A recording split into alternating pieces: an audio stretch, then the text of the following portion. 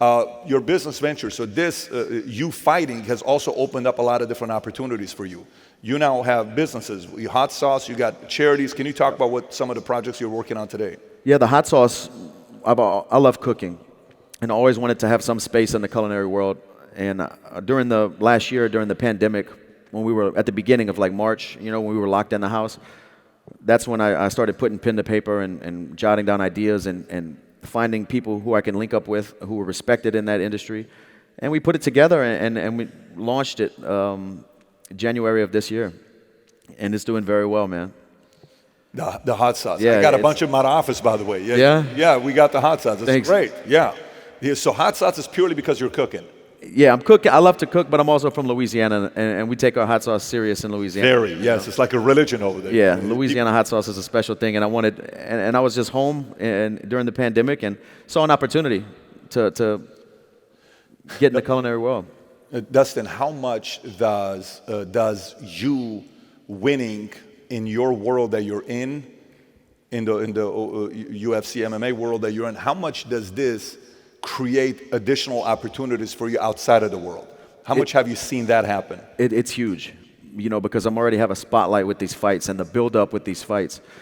And for hot sauce, guys eating wings, watching fights, the demographic that's following the sport and my fan base, it was just a great timing and a great thing. I knew it was going to be a win from the jump.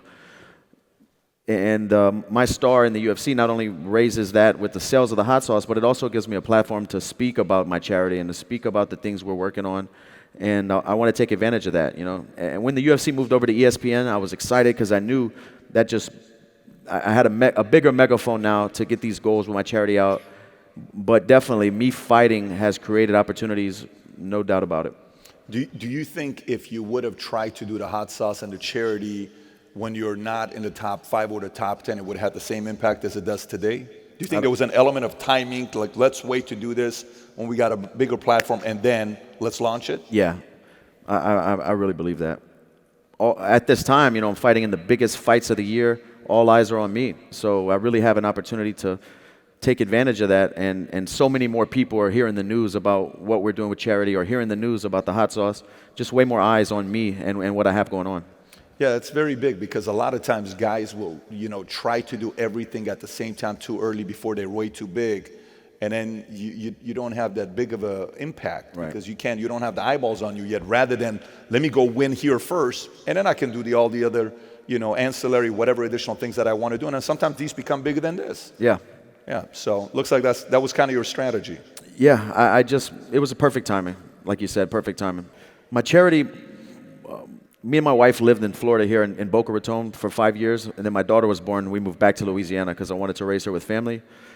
But when we were moving, I had these drawers full of fight-worn gear over the years of fights, like my first win in the UFC, my first win in the WEC, fights that just meant these things just meant something to me. And it's cool when you have 1 or 2 or 3, but when you have 40-something fights and your drawers are just full of bloody gloves and clothes, it's not cool anymore. It's kind of gross. And we were moving and packing up a U-Haul, and we're like, what are we going to do with all this stuff? And we were just thinking, talking, and we decided to auction some stuff off and donate the money to a fallen officer who had just passed away in the line of duty right near where my wife and I went to school in Louisiana. So we did that, and then we did it again, did it a few more times. And I was just doing that out of my name, like Dustin donates the money, Dustin does it. And I was in training camp one day, and we were talking, and we wanted to see if we can give it its own identity and turn this into an actual charity. So it's not Dustin does this, Dustin does that. We can turn it into something that has its own name and see if it can grow organically and other people can get behind it. And my goal was to have other fighters donate their fight-worn memorabilia, and we can auction it off or sell it and do things in their communities too. And we started the Good Fight Foundation, and since then we've done some amazing things I'm very proud of. We're currently building housing in Uganda right now for the Pygmy people. We teamed up with Manny Pacquiao for that goal. Awesome. Justin Wren as well.